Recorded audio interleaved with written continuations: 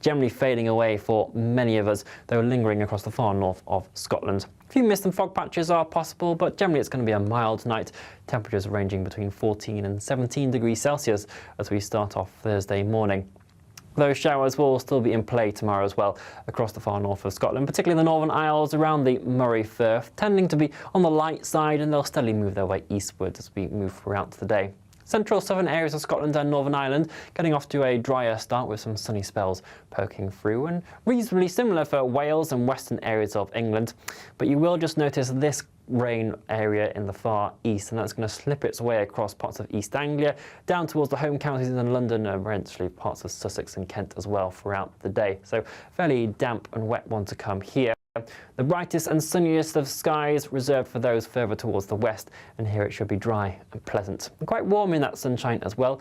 Temperatures peaking around 24, maybe 25 degrees Celsius in places, 20 to 22 for parts of Northern Ireland and Scotland. As we move into Friday, we are going to see an occluded front just slip its way into the far northwest of the UK, and so this will start to bring more in the way of outbreaks of rain for Scotland and Northern Ireland first thing. It's a fairly weak affair, and it will tend to turn quite light and patchy as it steadily moves into northern England and parts of Wales as well. A few scattered showers just following behind, but in a reversal of fortunes from Thursday, it's now the southeast that will see the more prolonged areas of sunshine on Friday. Temperatures here climbing towards the high 20s, dipping down a little bit more as we head into the weekend. Enjoy your evening. Bye-bye. Even though we'll see a cloudy start, it'll be a bright outlook for the rest of the day. Boxed Solar, sponsors of weather on GB News. Loads coming your way in late edition, 11 p.m. until midnight. The Macrons are going to sue over claims that Brigitte is a bloke, so we'll have all the details on that. Also, a UN court now wants us to pay reparations for climate change to countries like Bangladesh, so we're going to be on the hook for that. The Sun has also got a big story about how illegal migrants are using taxpayer-funded bank cards to gamble. All of that and more. £54,321 cash could be yours. Cash that you could spend however you like. It's like having an extra £1,000 each week for a whole year to play with. Someone is guaranteed to win this amazing amount of cash, so make sure that someone could be you. For another chance to win £54,321 cash, text cash to 63225. One entry costs £2.50 plus one standard network rate message, or text bonus to 63225. 5 entries cost £5 plus one standard network rate message. Go to gbnews.com/win. Entries start at £2.50. Call 0903 686 3232. Calls cost £2.50 plus your network access charge. Or post your name and number to GB14 PO Box 8690 Derby DE1 9TT. UK only. Entrance must be 18 or over. Lines close at 4 p.m. on the 1st of August. Please check the closing time if listening or watching on demand. Westminster's full of talk, but out here, it's the real world. Am I allowed to talk now? No, that's it. This is where it matters, real people and real lives. That's what politics is all about. In fact, has Trump made a good start? No. Straight answers, no spin, and just a couple of pints. How many fingers have I got up? About 10. So join me for Lee Anderson's Real World every Friday at 7 p.m. only on GB News. The People's Channel, Britain's news channel. This is Britain's Newsroom, where your voice matters. It's just astonishing. With expert analysis and honest opinion, we don't just keep you informed. We bring you unique perspectives you won't see anywhere else. Can't argue with any of that. When the news happens, it happens here. On Britain's Newsroom, weekdays from 9:30 a.m. Only on GB News. Hi, I'm Michelle Dewberry, and my show is your opportunity to cut through all the noise and dive in headfirst to some robust debates. Ideas clash. Situation, isn't it? No, because the failure is you're deliberately avoiding my point. Nothing's held back. And if you think this is the end of it, wait for more. And we do not shy away from the difficult stuff. Sometimes I want to shake people and say, if only you understood. So join me on Dubes & Co. weeknights at 6 p.m. only on GB News, Britain's news channel. Westminster, the ultimate clique. And you're fighting like rats in a sack. But here on the Camilla Tominey Show, we ask the questions the establishment media is too scared to ask. OK, let me ask you a straight question, because I know you're a straight-talking politician. Whether it's net zero, illegal immigration or law and order, nothing is off limits. You had the power then. Yeah, as I And say, now you've lost it. That's the Camilla Tominey Show, a politics show that's fearless. But no, let me finish my question if you don't mind, because it is my show. Sundays at 9:30, only on GB News, the People's Channel, Britain's news channel.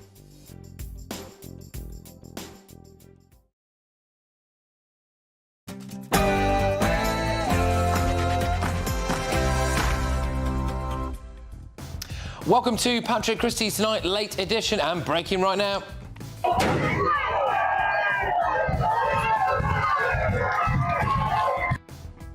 Very, very big claims on the front of tomorrow's Daily Telegraph. Police are not ready for a summer of riots. That's according to the chairman of the Police Federation. But are they ready for this?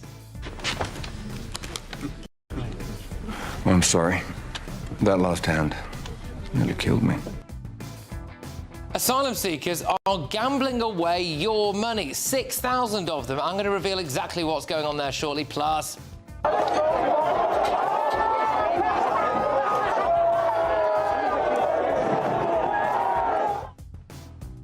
going to be joined live in the studio by a prominent YouTuber who was racially abused by Southport rioters, but says that he still sympathises with them. Meanwhile, what you're looking at there is live footage of President Trump. Donald Trump has been told he's been named in the Epstein files, and he's currently speaking in Washington, D.C. as we speak. We'll bring you any reaction from the US president and... From the top here with a photo of Brigitte Macron. Real name, Jean-Michel Trogneux. That person that you are looking at on the right is not a woman. This is huge, and we are saving the best till last in tonight's show. For tonight's finale, we ask the question, is Brigitte Macron a man?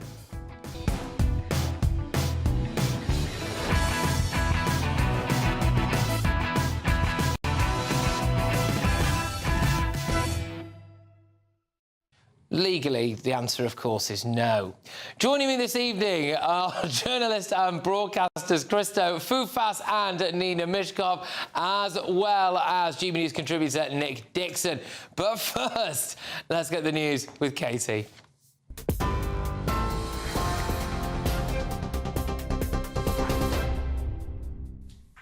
Patrick, thank you. The headlines at 11 o'clock. Sir Keir Starmer and India's Narendra Modi are set to sign off on a trade deal worth £6 billion in investment for the British economy tomorrow.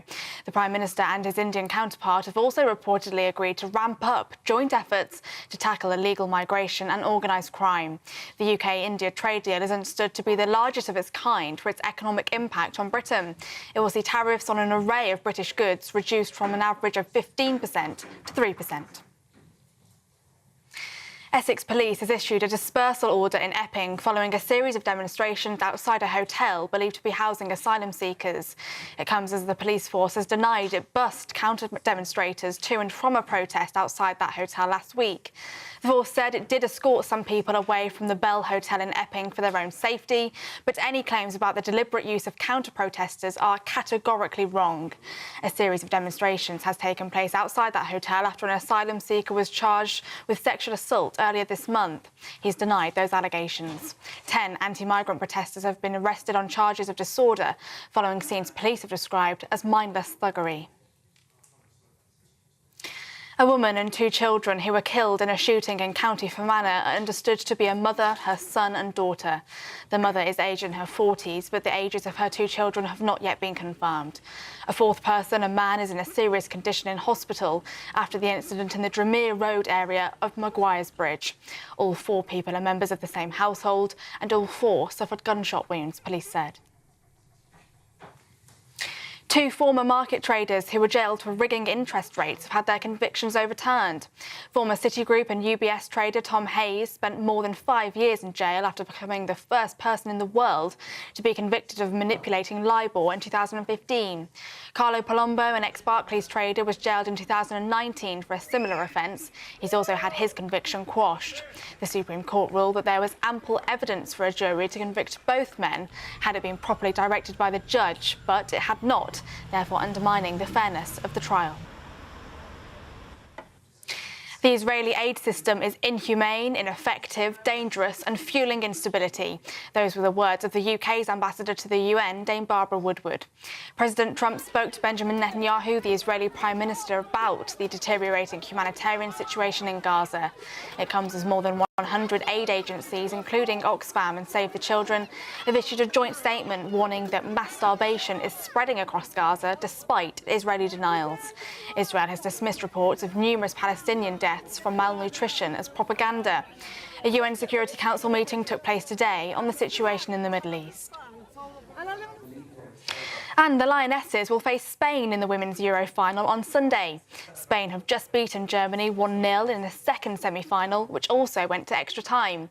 The final will take place in Basel at 5 o'clock on Sunday. Those are the latest GB News headlines. Now let's go back to Patrick. For the very latest GB News direct to your smartphone, sign up to News Alerts by scanning the QR code or go to gbnews.com/alerts.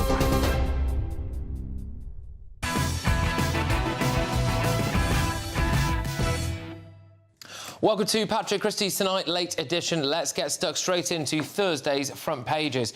The Independent goes with "No one is spared, children are starving and even aid workers faint from hunger." Then there is a picture there of what's going on in Gaza. Remember that image, because I'm going to show you a completely different national newspaper in a second that has got largely the same one. We'll discuss that later. The Financial Times, Badenoch pledges to model leadership on state-slashing Argentine president.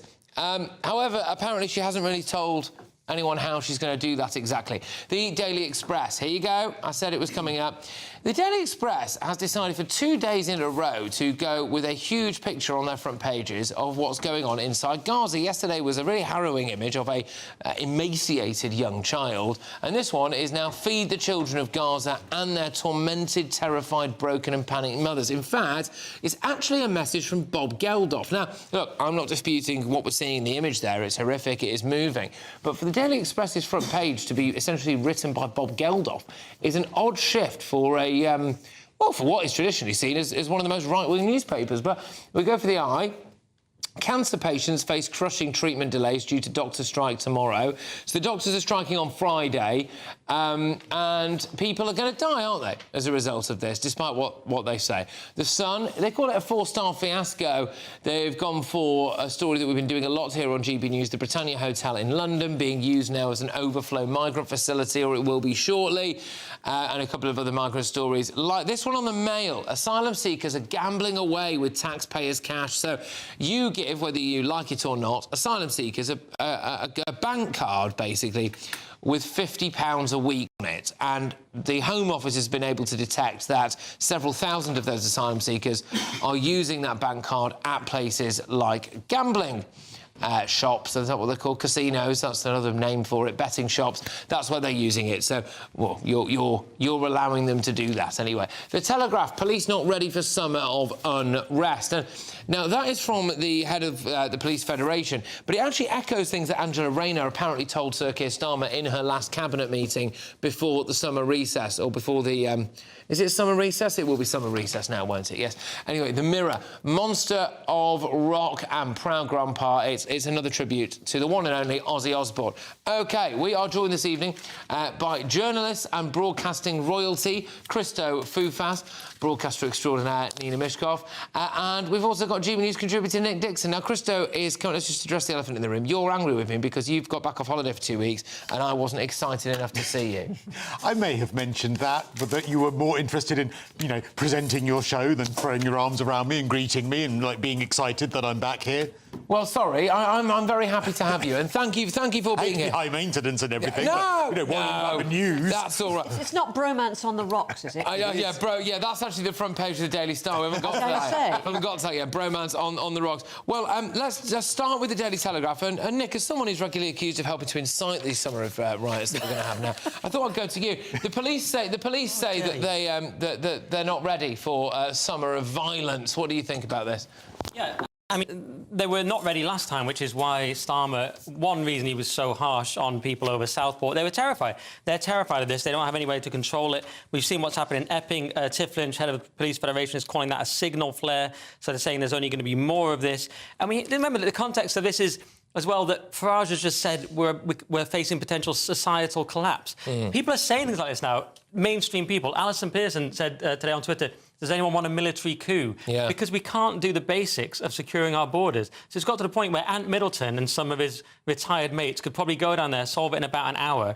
But because we're not doing that, of course it's going to cause unrest. Later we're doing the gambling story. Yeah. If our ruling class was doing everything they could to deliberately cause civil unrest, what would the difference be? How would you notice? Because that's exactly how they're behaving. Yeah, Christo, I mean, look, obviously, I think it goes without saying we don't actually want huge civil unrest, or any, for that matter. But you can see, as Nick was alluding to there, that there has been this the situation has been created for it. It's ripe, isn't it? Well, I think that societal collapse is the right phrase when you consider that Angela Rayner appears to be the voice of reason.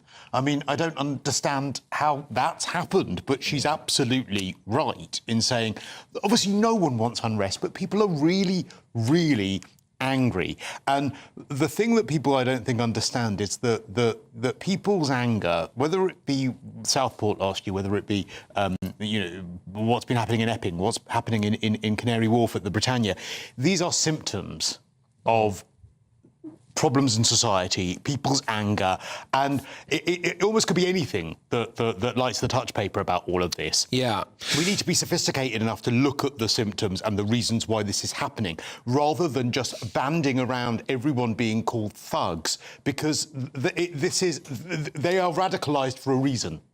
It just again feels to me a little bit like they're saying here, the Federation, it's the Police Federation, said that underfunded police forces will be forced to take local officers away from neighbourhood policing duties in order to manage anti-migrant protests that turned violent. Well, there's a couple of things on that. I mean, do people really... When was the last time a lot of people saw a Bobby on the beat in their local community? It depends where you are, probably, but I don't think I've seen a huge amount. I mean, Essex Police, which is one that's kicked off big time here by helping to escort anti-fascists to a migrant hotel. And from. Has got one of the highest proportions of the non-crime hate incidents of any area in the country. So they've got the time for that, but then they haven't maybe got the time for other things. Nina, I don't know. I mean, would the best thing to do not be to deal with the cause of the summer of unrest, which is the fact that people are sick of illegal migrants living in their hotels? The thing is, you say that, what are they going to do? Just turn a tap off? You cannot just turn a tap off. Deport? Well, of course deport if people aren't entitled to stay here. And they have deported about 25,000, as I understand it. But the thing is, how are they... You cannot just fast-track a system that doesn't exist at the moment. But respectfully, what you can do is, rather than when something like this happens, ban everyone as far right, or even bring up the far right on St George's Day, which is what Keir Starmer did. You can say, you could be a Prime Minister, you could say, look, I hear you, I know you have these concerns, and he doesn't do that. It's not that labels are unimportant, in fact, but people are. But people don't feel that they're listened to if they're just banded around as far right. The trouble is, with social media, people are more influenced by social media than Is that the problem? Do you think, because again we had that press conference in Epping earlier where a procession of left-wing journalists decided to ask questions about Nigel Farage and the role of misinformation online, as opposed to asking about potential violence and sexual crimes being committed by illegal migrants, which actually I think was the point of one of those press conferences. Yeah, a couple of things. Starmer handled these Southport riots terribly. The sort of mid-wit opinion was that he handled them well, but actually polling of Red Wall voters who had switched over to Reform showed they believed he handled it terribly. So this idea of calling Why do they believe that? If you look at just at the Times did a really interesting graph on this, you can see which issues had cut through with voters, i.e. they noticed, and which were well received and poorly received. So the worst received and the most noticed was the winter fuel allowance. But also quite well noticed and badly received was Starmer's handling of the Southport riot. So I'm just talking about what these voters think, not what I think. So that didn't actually go as well as people think. But on the thing about logistics, that's a legitimate question. But why then did Starmer stop the Rwanda plan? I'm not saying it was perfect, but it might have been a start. Then he talks about we're going to get these hubs in Albania. The Albanian leader goes, no, we're not. You haven't even consulted me about it. So, of course, there needs to be a place to send them back to, but he doesn't seem to have done any work on that either. The work is going on. We have to deal with our nearest neighbours and make sure to bring them alongside, because the Tory government actually destroyed our relationship with France, particularly after Brexit. So Keir Starmer has been building bridges with France, building bridges with Germany. Now, Yvette Cooper has been having discussions with the Germans since last December, and things were going really well. And then they had a change of government, so she had to start again. I'd love to be given £700 million as a failed relationship. And with Syria, love that. We're going to have a returns deal with Syria. That's all underway. That's all underway. You cannot just do things instantly and overnight. Taking a very optimistic view of the situation now, let's have a little look at what's going on in the Daily Mail. Before we do that, let's just see what's this clip remind you of? I'm sorry. That last hand nearly killed me. Yes, well, the front of the Daily Mail have a shocking story about asylum seekers gambling away taxpayers' cash. So in the past year, more than 6,000 migrants used government-issued cards loaded with 50 quid a week at betting shops and casinos, as well as bookmakers, arcades. This is all according to Home Office data. So this was on account for a Freedom of Information request that's come. So the Home Office know this is happening. And we are paying for illegal migrants to just go to the bookies. Yes, Ray Winston would be furious because they're not gambling responsibly, which has always been an absurd oxymoron, by the way. Gambling is the opposite of being responsible. But they've got these prepaid cards for food and clothing. They use them for gambling. But it's another one of these stories that seem designed to wind up the British people as much as possible. We've just had thousands of secret Afghans. Yeah. We've had people can't be deported because they like or dislike chicken nuggets. I can never remember. Yeah. You can't deport paedophiles because they might not have a great time in their home country because they're paedophiles. Can happen. So this seems like another one of the stories. Now they're gambling away your cash. It's almost beyond belief, but it is real. It's Britain 2025. Why can they use it? But they shouldn't be allowed to. You know, if they're getting some kind of voucher, then that shouldn't be allowed to be used. I think that is completely wrong. It is completely wrong. But you can understand desperate people. You know, there are desperate people who are deluded, who think they're going to win money by gambling. But I've never known a desperate person who's an asylum seeker thinking, well, Ladbrokes is going to solve my problems. No, but I mean, people put money on the lottery every week and waste it. And who wins it? Would that not be the last thing you would? If you're fleeing, apparently, you're fleeing terror, you're fleeing war, and then you think, well, I've got to get down to William Hill. Actually, if you're prepared to get on a boat in the sea, you've probably got a high propensity for risk. Yeah, you know what I mean? That's a gamble. That's a gamble. I don't want to say it, but yeah. It's not that like they're going to the casino in Monte Carlo, for Christ's sake. They're going, you know, William Hill or I don't know, or just... Well, I don't know, for the Britannia Hotels. You would have a problem if it was high-class gambling. No. As long as it's a kind of special brew and a Ladbrokes at 9 a.m, it's all right. I don't... Look, what this implies to me is that they're all earning extra money. So if the only 50 quid that you have a week to live off, you don't always just go down the bookies with that. You're obviously earning more money, aren't you? Hopefully, the government has also got a project that's going to stop that as much as it can. But they could. This is the Home Office is responsible for the bank card, and they know where the money's being spent. So why can't they just stop Take the bank card away? Stop the card, yeah. Well, how do you know? How do we know they haven't? How do we know they haven't? Oh, well, it's all in the present tense, isn't it, really? Well, and it doesn't seem... of them that did it. So, I mean, OK, if there was a couple of hundred that did it, then maybe they would have stopped the card, but there's just 6,000. That's quite a lot. The Home Office, to be fair, has never been fit for purpose, and it's suddenly, even within 12 months, it's not going to suddenly jump into action. No. Half of them are working from home. You know, the wives... 3 days a week. Yeah, well, the wives, you know, tapping away at moving the mouse on the computer while the husband's on the golf course. Yes, exactly. Right. A lot of that's going on. You know, so So let's get let somebody make the Home Office get them into gear, for God's sake. All right, well, there's a lot coming your way. Not one, but two national newspapers are reporting on the Macrons suing Candace Owens, the, what would she be called now? US political commentator? Is that right? Influencer, yeah. Suing her because she thinks that Brigitte Macron is a man and that they are actually blood relatives. So that's going to be a proper court case, isn't it? We're going to love that. Also, talking of court cases, an international court may well have decided that Britain, therefore you as taxpayers, are going to be on the hook for paying climate reparations for just any country that wants it, really, like Bangladesh. But coming up in just a moment, though...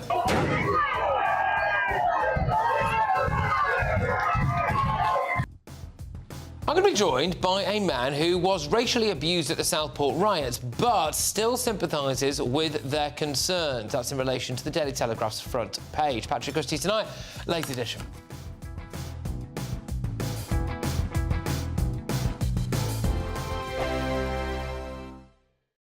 Westminster's full of talk, but out here, it's the real world. Am I allowed to talk now? No, that's it. This is where it matters. Real people and real lives. That's what politics is all about. The fact that Trump made a good start, no. Straight answers, no spin, and just a couple of pints. How many fingers have I got up? About 10. So join me for Lee Anderson's Real World every Friday at 7 p.m. only on GB News. The People's Channel, Britain's news channel.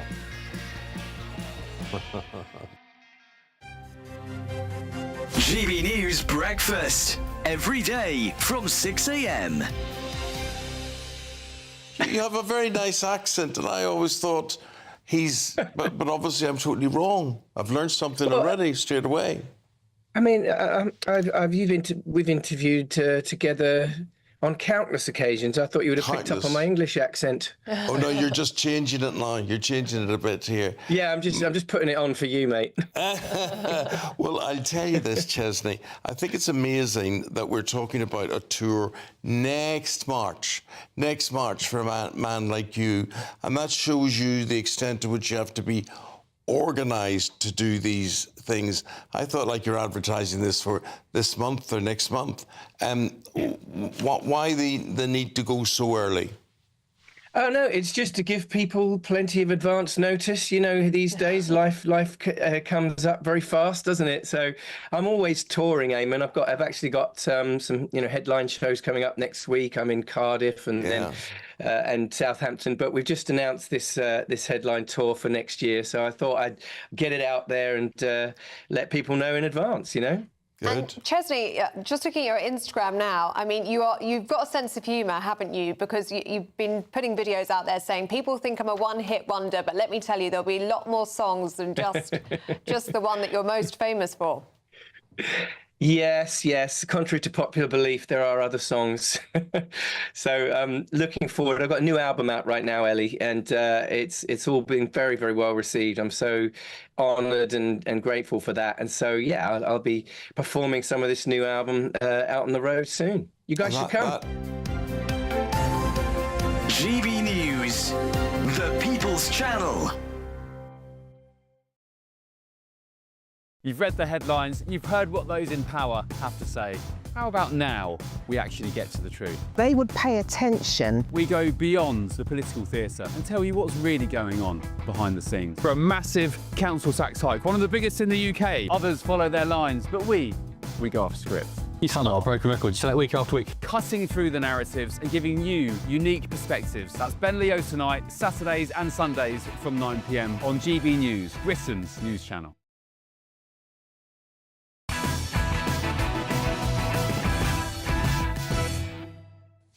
All right, well, there are lots of immigration of the both legal and illegal variety doing the rounds on tomorrow's newspaper front pages.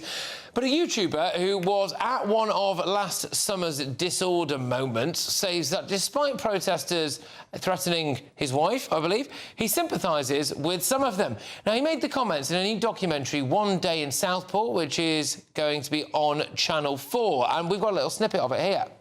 I get a call from my wife. What? Get out, get out!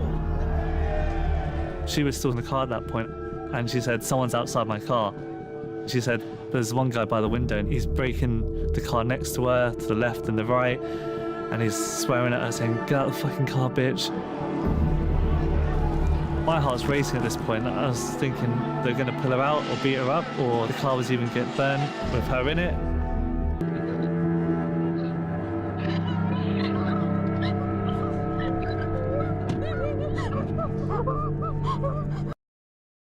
OK, well, look, minor apology there for a little bit of language that you might have heard, but we're all adults here. Well, Wesley Winter joins me now. Thank you very much. Now, we've actually spoken before a little bit, so go on, have I summarised that accurately there? So sorry that your wife is obviously as upset as she was there, so you don't mind to see anyone like that. But broadly speaking, you sympathise with the idea why people are taking to the streets, is that right? Oh, yeah, but obviously it got hijacked into rioting towards the end, but, you know, the coming days after what happened in Southport, the main message was to protect the children. Everyone was kind of against illegal immigration. Obviously, you know, there was speculation about who the killer was. No one was actually aware, so that led to more kind of misinformation in the media. But the main message was protect the children and just in general, the safeguarding around children. So when we see things like what's on the front of tomorrow's Daily Telegraph, police not ready for summer of unrest, and we had just another news story today, that press conference from Epping, where the police constable gave a quite bizarre press conference, you know. What do you make about the reasons why some people might be, you know, getting involved in a summer of unrest? Yeah, well, the idea of rioting is a bit of a phenomenon. Why does it stem into rioting when it does start off always peaceful? You know, you have concerned locals coming out, again, saying protect the children. It's a phrase that we're going to be hearing for years to come by the sounds of it.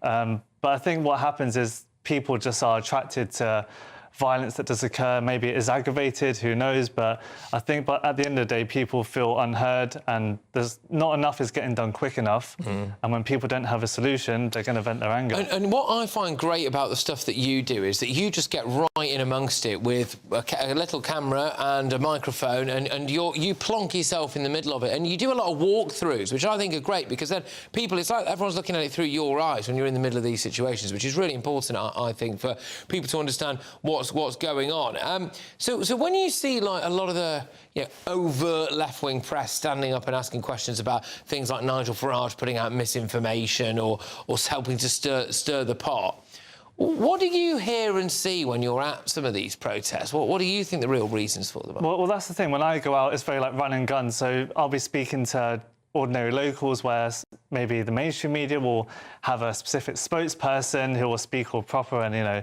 wear a suit or whatever, and they'll be the one who captures the headlines. But what I do is the local people, and they just speak from the heart, you know, and they tell you the issues that are going on in their communities. So, yeah, I don't know why other people, you know, swiftly begin to riot, but it does seem like people, like outsiders or whoever, kind of latch onto that and use it as an excuse to... You've also got involved, I think, am I right in saying, with some of the stand-up to racism people or some of those, so you've been in amongst that side of it as well? Yeah, I do try to speak to both sides as and when. Obviously, you've probably experienced it yourself. It can be quite challenging to speak to both sides. Their concern was that they believe that there are people in these groups that are more right-wing, they call them the far right, that's up to debate, and that's the reason why they come out, but, yeah, you know. So who do you think, in light of that, it's a good idea for what we've seen elsewhere as well, which is police to escort the Antifa brigade to somewhere near a protest outside a migrant hotel? Like, does that, in your lived experience? Yeah, well, I think it's a democratic right. Everyone can counter protest. Everyone has their freedom of speech. But I think sometimes it has to be, you know, you have to have some common sense about if we put these people here, what's going to happen? There's definitely got to be, you know, some common sense around it. Indeed, I just quite keen to bring my panel up here, really, and say whatever you like. But I mean, there's the Sun's front page articulates a group of different asylum stories here. This posh hotel being taken over for migrants. I mean, one of the things that stood out for me there, Christo, was yesterday my producer said to the Home Office, is this going to be a migrant hotel? And they categorically said no. Well, and today it is. That's. I mean, I'm keen to know, based on your experience, do you believe that, as I do, that people are being radicalised into this sort of behaviour, i.e. rioting? And it might have been people who perhaps started off quite moderate, who, as you say, weren't aren't being listened to, and then actually they're moving to these extremes of behaviour, which is unforgivable. But do you think that that's what's happening? I just think in general, people who have extreme thoughts will latch on to anything that is closest to what they believe in. So obviously, the migrant hotels, it's kind of, you know, it's in line with stop the boats, you know, reduce illegal immigration. But then people who have more extreme views will be like, all right, illegal migrants, migration, I'm against that, so I'm going to follow this this group. But that's with any ideology, right? If you look at maybe religions or certain groups, yeah. You know. What's the general tone of this Channel 4 documentary then? So did they see what you were doing online and say, can you do something for us? Yeah, I haven't seen it yet, so I'll find out. Oh, you're just in it? Yeah, I'm just in it. Yeah. Oh, right. You've not made it. It's the guy who did Leaving Neverland. So yeah, it's Dan Reed, is it? Yeah, he's the guy who's produced the. Oh, I thought maybe they'd commissioned you because of the things. No, I'm just part of it. It's told by one of the girls who was actually a victim of the stabbings, right. And then she kind of tells the story, and then it goes on to what happened after. And I'm guessing it's like their opinions on the riots, and I think it focuses more on that. I hope it does focus more on the girls, but I don't know. Do you have any? Oh, sorry. I was going to say, I mean, how is your wife being racially abused like that? That must be so upsetting, and for you too. How do you feel about that? Yeah, that was quite a traumatic experience. I think moving forward, whenever she sees like someone with like balaclava or like riding a bike, it's quite a scary thought. But yeah. Is that an ongoing situation? I believe so. Yeah. I mean, like, you know, just obviously she was quite new to England because she migrated from China to the UK, and then when she, you know, not knowing the types of clothing people wear and who different people are, she wasn't quite familiar with that, but now she kind of gets an idea who to steer away from in the street. How do you see it going then? I mean, you know, tomorrow's front pages or Thursday's front pages, if you're watching us in the morning, you know, there's a lot of migrant stuff here. There was a lot of migrant stuff yesterday. There's probably going to be even more tomorrow. It seems like at the moment there's a story every single day about it all. Do you think we are in line for a summer worse than last year when it comes to... That's what they're all saying. But look, at the end of the day, look at what happened last year. They sped up the arrest and, you know, information was eventually provided. But I think if the police come out, local authorities come out and actually inform the public about what is actually happening to these hotels, then I think that will just reduce the lack of... Do you think that that's the key? I mean, if you could sit down with Keir Starmer now and say, right, based on my experience, this is what you should do to stop any unrest, what would you tell him? I'll just tell the public what's happened with the hotel, tell them how much it costs the taxpayer, what you're going to do in the future, if they are going to close it, as and when, and then that will just stop the kind of protesting and further like rioting, if that is... It's a radical idea to ask him to tell us the full truth. Well, that's what the public want. The thing is, they're particularly poor at communication. That's the trouble. That they haven't told the story, they haven't told the plans, they haven't told... They just have not communicated sufficiently with the public. All right, well, loath as I am to promote anything on Channel 4, I believe that legally I should do, and I'm very grateful for Wesley for coming in, so why not? You can watch... No, I'm not going to do it. I'm not going to do it, and I'll tell you why I'm not going to do that in a second. OK. All right. Right, anyway, so Emmanuel Macron is going to court with Candace Owens. Plus, could we soon be paying climate reparations? It's Patrick Christys tonight, late edition.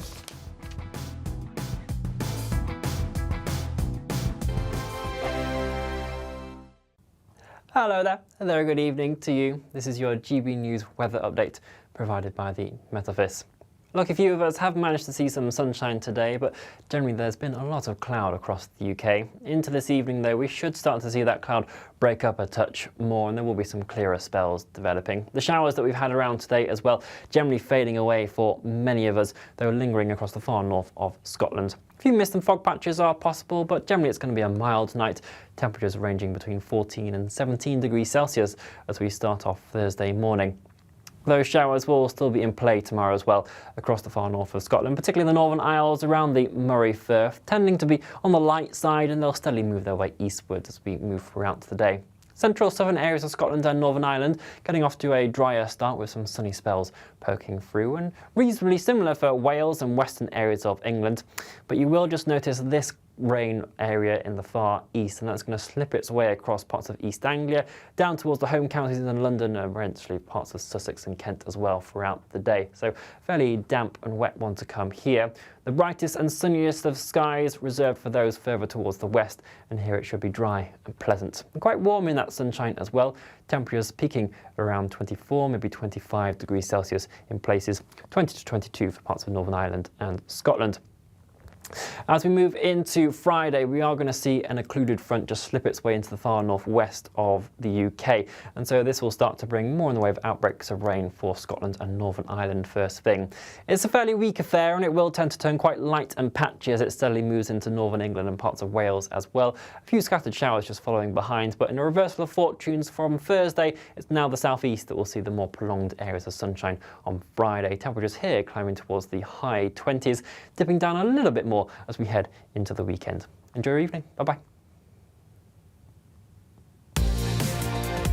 Mornings don't have to be tiresome, especially if you have the right company. Wake up to news as it happens, opinion and debate, and of course, a little bit of entertainment too. Because when the kettle's on, we're on. That's Breakfast on GB News, a show worth waking up for. Every morning from 6 a.m. Only on the People's Channel, Britain's news channel. We'll spread the news, you spread the word. Hi, I'm Michelle Dewberry, and my show is your opportunity to cut through all the noise and dive in headfirst to some robust debates. Ideas clash. Situation, no, isn't it? No, Because the failure is you're deliberately avoiding my point. Nothing's held back. And if you think this is the end of it, wait for more. And we do not shy away from the difficult stuff. Sometimes I want to shake people and say, if only you understood. So join me on Jubes and Co weeknights at 6 p.m. only on GB News, Britain's news channel.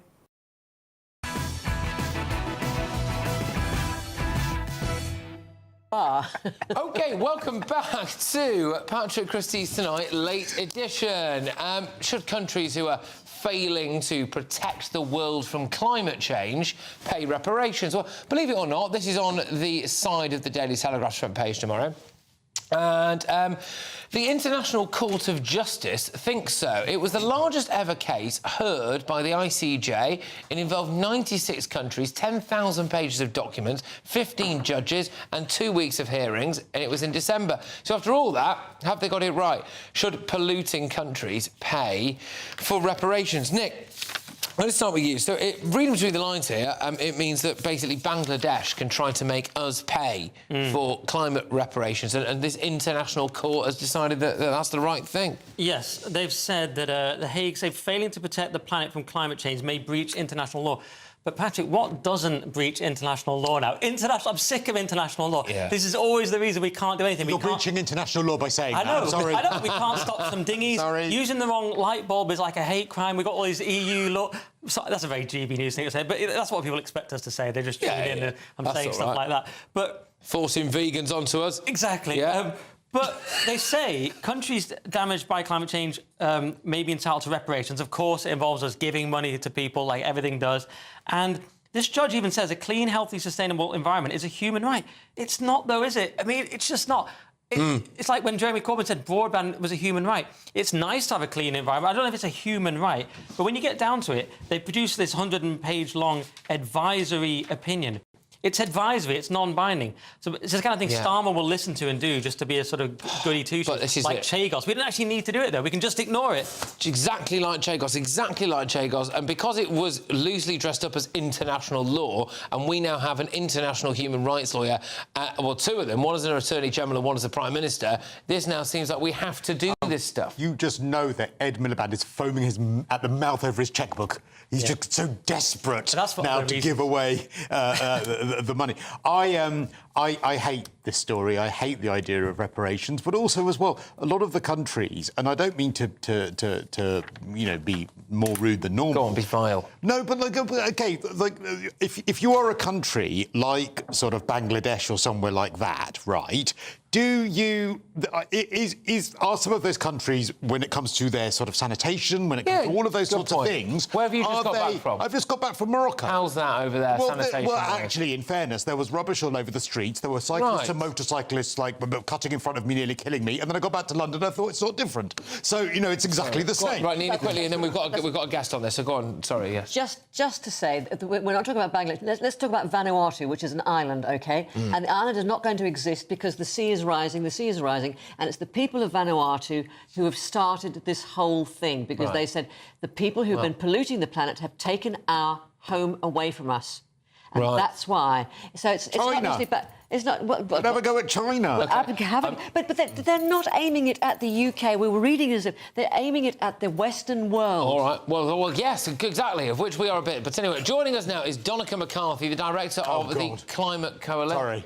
You all right? Yeah. He just sends me a lot of tweets telling me that I'm killing children constantly. But don't worry. Good. I'm glad we're doing this. Hello, Donica. How are you? I'm very good. How's Krista, my friend? How are you? Oh, well, I've unearthed something I did not know existed here, so this is... Hi, Donica. How are you? I'm just going to let you do the interview, Krista. Nice to see you. I was delighted to hear you're a cyclist, Krista. That's good news. And I mean, I suppose that you would be completely and utterly in favour of us giving away absolutely billions of pounds of money and poorer people in the UK being made even poorer by us giving away this money to countries because they're annoyed about climate change. You'd love this. No, sorry. It's easy to be flippant, Krista, and I think it's sad to be flippant, but it's such a serious issue. The court announced today that this is an existential issue. You may laugh, but the science says it's true. And the sad thing about it is poor people in Britain and across the world are paying the price in higher prices for food, higher prices for housing, and it's threatening people's health. There are already thousands of people dying from the climate destruction. And actually what is happening at the moment is what I would call is corporate socialism. The oil companies and the banks make the profit from the oil industry and poor people pay the price and increased food costs. And in Britain, it's a real current crisis.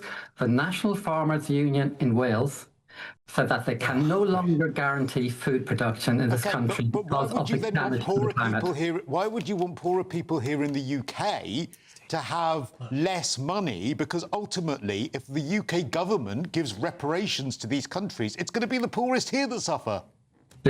What I would actually like to see, and I think Brazil is proposing it at the climate summit, is that there would be a small 2% levy put on the top richest 250 families in the world, the billionaire class, and that would fund £250 billion to invest in climate action. How does everyone get to that climate summit in Brazil? Pardon? How does everyone get to that climate summit in Brazil? Well, of course they fly, Chris, because Patrick, because there is no other way of doing so. If you're going to have international meetings, you have to fly. We could do it without leaving the studio. Ed Miliband sent one of his advisors over to go and recce a procession of luxury hotels for them to all go and stay in. He's not exactly putting his money where his mouth is he? Well, I've always put my money where my mouth is. My house is climate negative. I produce more electricity than I use. Since last February, I haven't bought a single kilowatt of electricity. I'm patriotic. I holiday in the UK. Yeah. And hot air. You produce an awful lot of hot air, Donica, as well. And that's why. But let's focus on the real stuff. If you don't mind what we're talking about here is actually the oil companies and rich people who have benefited hugely from the climate crisis should pay the cost, and poor people should benefit from the investment in renewable energy and energy efficiency. All right. And that's a win-win. It sounds like, yes, if you are a massive communist. But Donica, thank you very much. I'm a liberal. I'm a centrist. I'm not a communist. Calling people communists is a bit of a joke. You're not a centrist, Donica. I love you, but there's no way you're a centrist. I'm a former deputy chair of the Liberal Democrats. What's more centrist than being a Liberal Democrat? That's what I was for 12 years. I'm a liberal. I'm calling anybody. Sorry. We weren't joking. We are genuinely just time. I do, for the record, I like Donica. He comes on a lot and all that stuff, but I do disagree with him vehemently. Donica McCarthy there. Right, the reason why we did cut him off, actually, is because of this. This clip has just come through to us. I need to go to it. It's President Donald Trump having been told that he has been named in the Epstein files. Well, moments ago, he addressed a conference and slightly veered off subject and had a rant about trans athletes. Shall we have a listen? You got to see the weightlifting records. They're the best of all. A woman lifted 212 pounds. It was a world record. It held for 18 years. And now a man who transitioned came up and looked at the bar. How much is it? 212 pounds. Oh, let me try it. Bing, bong. I think he broke the record by 109 pounds. It's going to be a long time. It's going to be a long time before a woman catches that. Oh, right. To be honest with you, I was quite hoping to hear him talk about the Epstein files, but that was hilarious. So, yeah, well, what do you make of that? And maybe the Epstein file stuff? Well, Trump always riffs. It's one of his best things. He's absolutely hilarious. It's why he's done so well. Politicians should be funnier. That's how Boris Johnson got so far. Humour, it's turned out it's all he had in the end. Anyway, on the Epstein thing, Trump has lost me completely. I'm a big Trump fan, but he's completely lost me. He doesn't want anyone to talk about it. And it's very odd. When he was questioned about it the other day, he suddenly interrupted Pam Bondi and was like, "You sure you want to talk about this? Really, Epstein? Does anyone..." And he was sounding really shifty. He sounded like the murderer in Columbo. You know, when you know they've done it. Like, "Really, Lieutenant? You want to talk about this?" Well, I hardly think it's a good use of time. I was like, why do you sound so shifty? And it is weird. It's got me thinking. And every MAGA commentator has been told, we need to move on from Epstein. Let's stop talking about it. And I find that weird because it was a big thing for the base. No, I agree. It's not weird. It's not when you can look at him. Look at him. It's the first time I've seen him looking. He looked sweaty, didn't he, on that clip tonight? Seriously. Well, we'll see. We'll His makeup's usually better than that. What was it that he started talking about? Trans athletes. Oh, OK. Completely unrelated news. Yeah, OK. Coming up in just a moment. From the top here with a photo of Brigitte Macron. Real name, Jean-Michel Trogneux. That person that you are looking at on the right is not a woman. The Macrons are going to sue somebody because they said that Brigitte was a man. That's Patrick Christys tonight, late edition.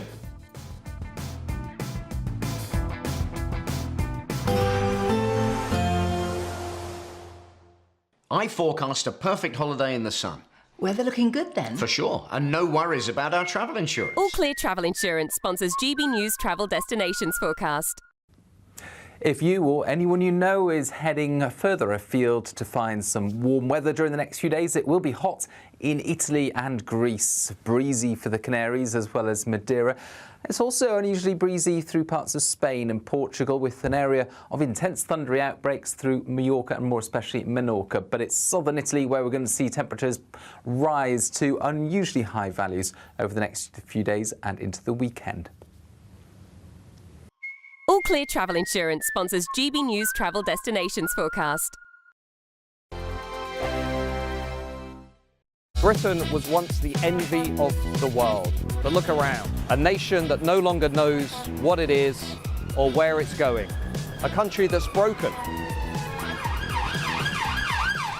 How do we fix Britain? How do we bring it back? Friday night with Matt Goodwin at 8 p.m. only on GB News. You want to know what's really going on in the corridors of power? Labour don't know what to do with you half the time, and that makes you quite lethal in the chamber. Get behind the headlines with Chopper's political podcast. Join me, Christopher Hope, as I sit down with the great and the good of British politics. We'll see where this ruling takes us. These are the stories shaping our nation. Chopper's political podcast, available now on all platforms. Listen in and stay ahead. Good Afternoon Britain isn't just about us. The wonderful thing about this programme is it's about everyone watching. It's an interactive programme. Well, there absolutely is something to see here, and we're going to be talking about it more. Whether it's breaking royal news, please bring us up to date, or indeed a particularly punchy speech in the House of Commons. Very, very curious. We bring it to you live, and then we bring you live reaction as well. That's Good Afternoon Britain, weekdays from midday. Only on GB News, the People's Channel, Britain's news channel. Westminster's full of talk, but out here, it's the real world. Am I allowed to talk now? No, that's it. This is where it matters. Real people and real lives. That's what politics is all about. In fact, has Trump made a good start? No. Straight answers, no spin, and just a couple of pints. How many fingers have I got up? About 10. So join me for Lee Anderson's Real World every Friday at 7 p.m. only on GB News. The People's Channel, Britain's news channel. Hi, I'm Michelle Dewberry, and my show is your opportunity to cut through all the noise and dive in headfirst to some robust debates. Ideas clash. Situation, no, isn't it? Because the failure is... You're deliberately avoiding my point. Nothing's held back. And if you think this is the end of it, wait for more. And we do not shy away from the difficult stuff. Sometimes I want to shake people and say, if only you understood. So join me on Jubes and Kerr weeknights at 6 p.m. only on GB News, Britain's news channel. Westminster, the ultimate clique. And you're fighting like rats in a sack. But here on the Camilla Tominey Show, we ask the questions the establishment media is too scared to ask. OK, let me ask you a straight question, because I know you're a straight-talking politician. Whether it's net zero, illegal immigration or law and order, nothing is off limits. You had the power then. Yeah, as I and said, now you've lost it. That's the Camilla Tominey Show, a politics show that's fearless. But no, let me finish my question if you don't mind, because it is my show. Sundays at 9:30, only on GB News, the People's Channel, Britain's news channel.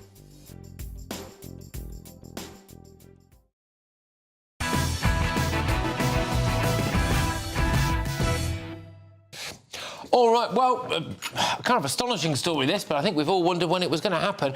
French President Emmanuel Macron and his wife Brigitte Macron are suing the commentator Candace Owens for defamation for this. Start from the top here with a photo of Brigitte Macron.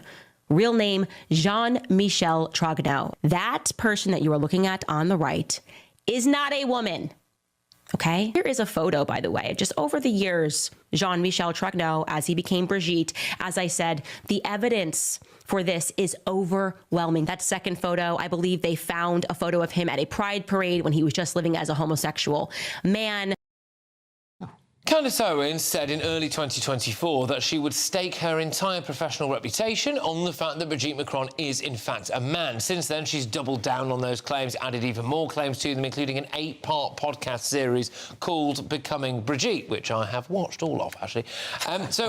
Wow, guys, I mean... Can I just say, the most offensive thing that she said, Candace Owens, was that you just living as a homosexual. Yeah. How dare she? Is that it? Yeah. Is that just living as a homosexual? Yeah, you've never decided to enter the Premier League of LGBT there, have you? Thank you. But, well, it's a bizarre case, isn't it? I'm surprised, Nina, that the Macrons haven't tried for legal action sooner. Well, I think that they thought this was something that was so ludicrous to them that it would just go away, but it hasn't gone away.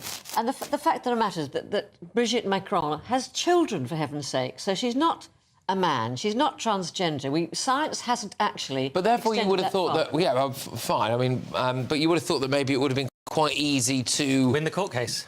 Yes. Could be over in seconds. Yes. Yeah. It's a strange one, isn't it? And it is very silly. I mean, it's not like Michelle Obama where we know it's a man. You know what I mean? Oh, please. Oh, come on.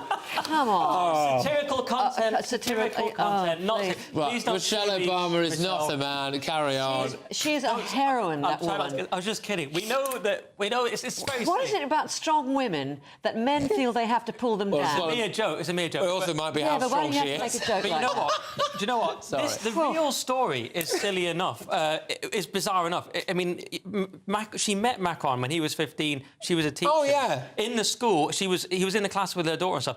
The nice thing you can say is that it's very French. Do you know what I mean? Like, that's the nice. Yeah, that's what people say, isn't it? They go, "Oh gosh, that's very French," whereas actually it appears to be a sordid sexual relationship with a minor. You don't know that it was a sexual relationship at that point.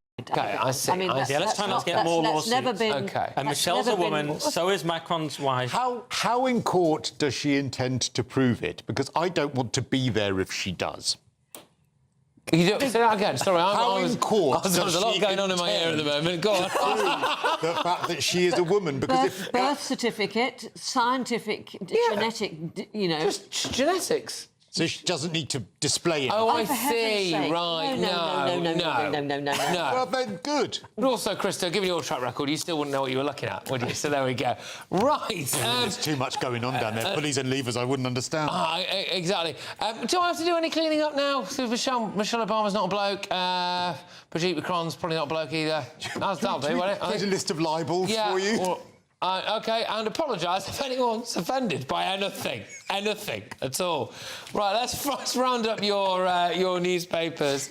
So we start with the Daily Telegraph. Police not ready for summer of unrest. The Sun go for 4-star fiasco. They've got a basket of migrant stories there for you to pick into. The Independent, no one is spared. Children are starving, and even aid workers faint from the hunger. That is a story, picture story from inside Gaza. The Financial Times say there can be paid not pledges to model leadership on state-slashing Argentine president.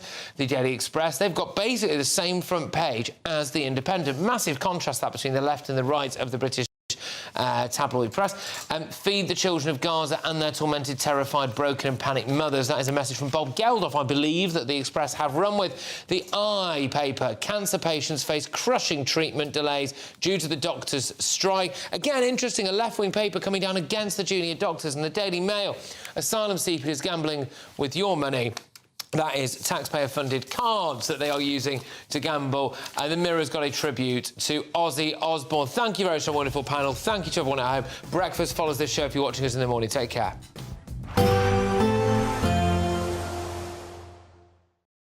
Expect a warm front, moving from the kitchen right through to the rest of the house. Boxed Boilers, sponsors of weather on GB News. Hello there, and a very good evening to you. This is your GB News weather update provided by the Met Office. Look, a few of us have managed to see some sunshine today, but generally there's been a lot of cloud across the UK. Into this evening, though, we should start to see that cloud break up a touch more, and there will be some clearer spells developing. The showers that we've had around today as well, generally fading away for many of us, though lingering across the far north of Scotland. A few mist and fog patches are possible, but generally it's going to be a mild night. Temperatures ranging between 14 and 17 degrees Celsius as we start off Thursday morning. Those showers will still be in play tomorrow as well across the far north of Scotland, particularly the north.